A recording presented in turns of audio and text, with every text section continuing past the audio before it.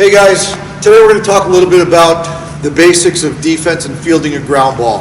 And remember, we're talking about teaching little kids all the way up to big kids, and the smaller, less athletic, less informed some of these kids are, the more specific you have to be about the teach. Okay, so fielding a ground ball, we got to get down low into position that we bend at our knees, we bend at our waist, and we're able to see our glove out in front of us and the ball. It's a really good idea to be able to get low enough to see the ball and the glove.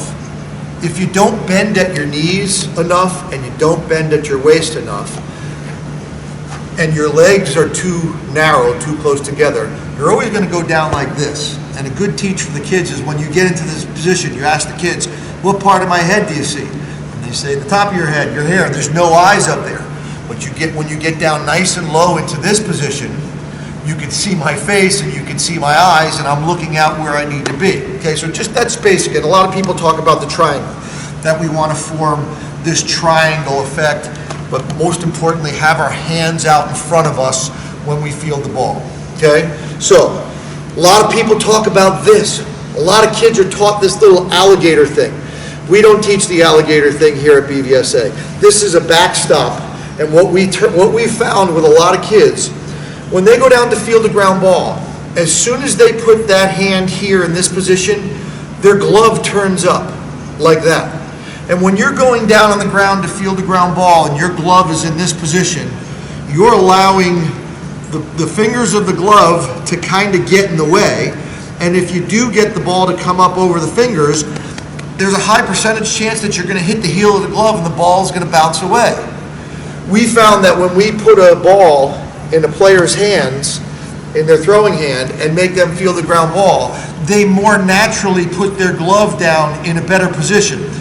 Not fingers down to the ground, but also not the back of your glove to the ground, which immediately happens when you do the alligator thing. So we teach our players to get into that nice triangle position with the glove out in front of them, but with the fingers down to the ground a little bit, not like this and not like this.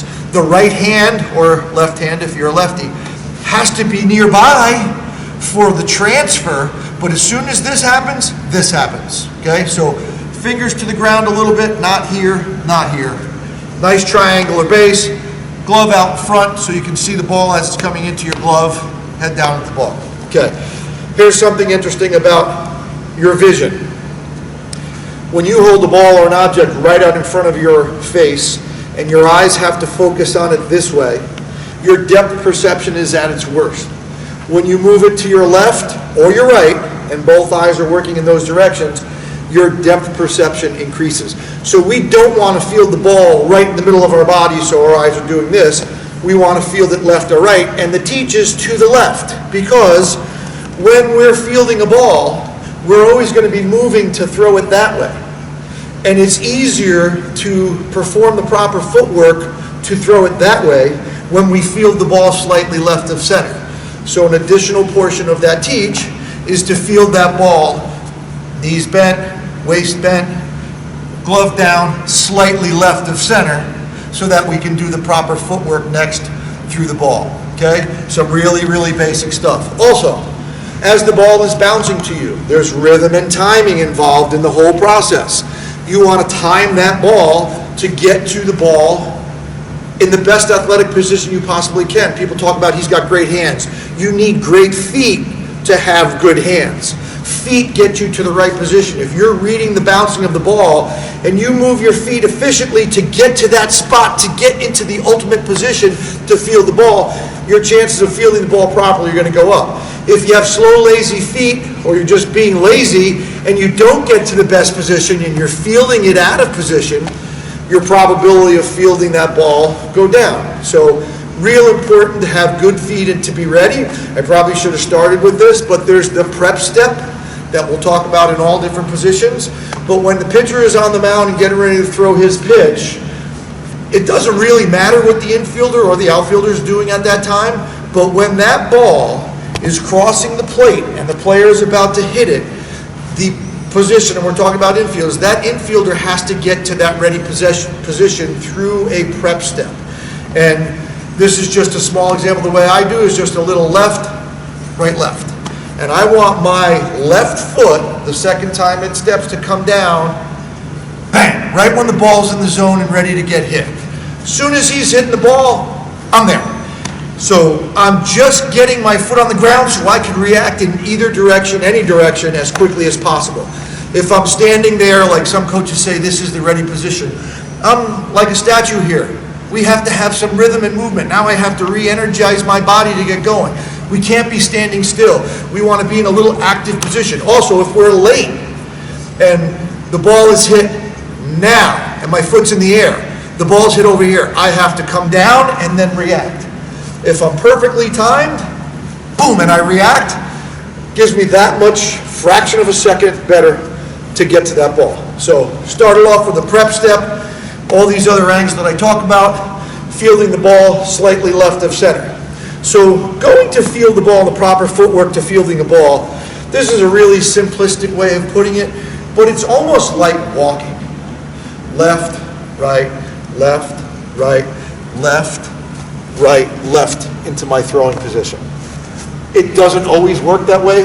It's not always perfect, but some kids really get that as the teach.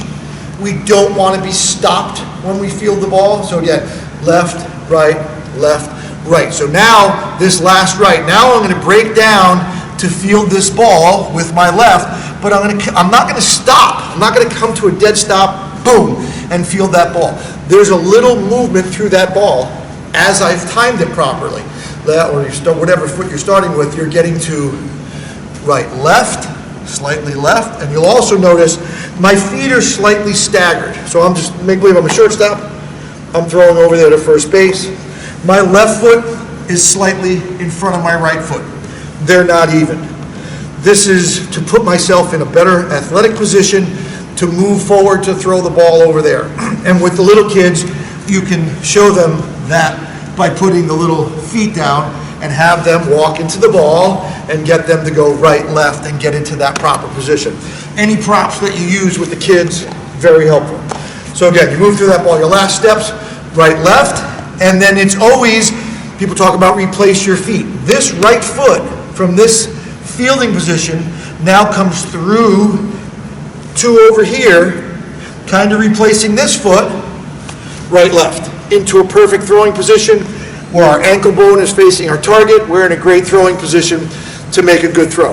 Very important to get into that position. A lot of the young kids don't get to this position, field that ball, step over here, and now they're throwing over here.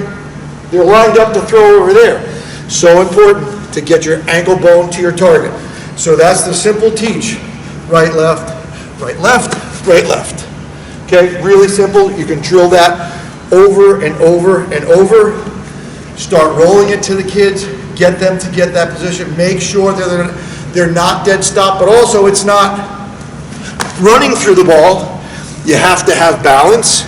You have to get down low enough, be into that nice athletic position. Hands out in front, glove out in front, visual of the ball to right, left. Okay. Back to the timing and dancing of the ball.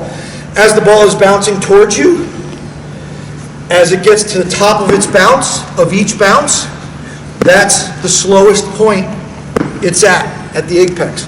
So when you time a ball, you want to try to catch it at the top of the bounce, or just when it, and I missed it, just when it hits the ground on the short hop. The short hop or the top of the bounce are the two times that you want to try to catch the ball, and that takes rhythm and time. Again, prep step to be ready and react as quickly as possible, moving your feet as efficiently as possible to get to that point, breaking down to get into that good position with your left foot slightly in front of your right, opposite for left-handers, and then right, left. Also make sure that your players are not doing this and stepping behind. And I've heard a lot of people talk the other way. Here's the reason why we're stepping in front. When you step in front, you stay in a nice athletic position. When you step behind, there's a tendency to get tall and for your head to get way up here. We don't want to be in that position. We want to stay in a nice athletic position through the ball, okay? So those are the basics on just fielding a ball that's right at you or slightly to your left. There's a whole lot of other ways that we field balls depending on how they're hit.